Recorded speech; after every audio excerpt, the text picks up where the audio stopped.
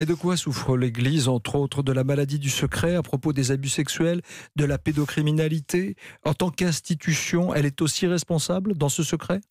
Bien sûr qu'elle est responsable, puisque c'est elle qui l'a entretenu, ce secret, c'est aussi elle qui l'a consacré.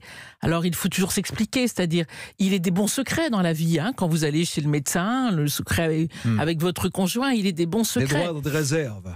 Oui, mais il est de très mauvais secrets, et en particulier quand le secret couvre l'institution, quand il couvre les agresseurs, et non qu'il est là pour défendre les victimes. Coupable mais pas responsable, ou l'inverse, ça marche dans les deux sens? En tout cas, l'Église est responsable. Ce sont les hommes qui sont les coupables, ce sont les agresseurs.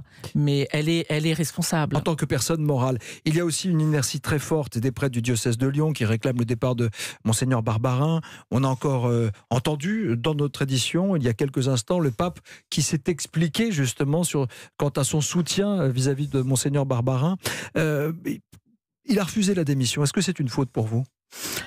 Non, je ne me permettrai pas du tout de dire cela. Disons que pour moi, c'est une incompréhension, mais sans doute que l'incompréhension, c'est d'avoir fait appel, y compris si je comprends bien que ceci est tout à fait légitime du côté de la conscience du cardinal Barbarin. Mais je pense que peut-être que la difficulté, c'est là qu'elle se trouve. Le journal La Croix et l'hebdomadaire Pèlerin lancent l'opération Réparons l'Église. Ça n'est pas rien, c'est une sorte de grand débat, à l'heure où l'on parle justement du grand débat des Gilets jaunes, pour proposer des pistes de réforme. Il y a urgence chez les fidèles aussi, on appelle au changement? Oui, il y a une grande urgence, parce que je pense que les gens sont à bout de tout ce que nous découvrons depuis quelques années dans l'Église, alors même qu'ils savent bien que l'immense majorité, évidemment, des prêtres, des évêques, des religieux, ne sont nullement coupables d'actes de pédocriminalité.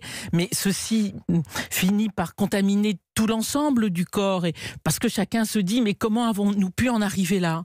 Donc en effet, je pense que le changement est urgent, sachant qu'il prendra de nombreuses années, car on ne change pas les mœurs en quelques jours ni quelques mois, mais il est essentiel.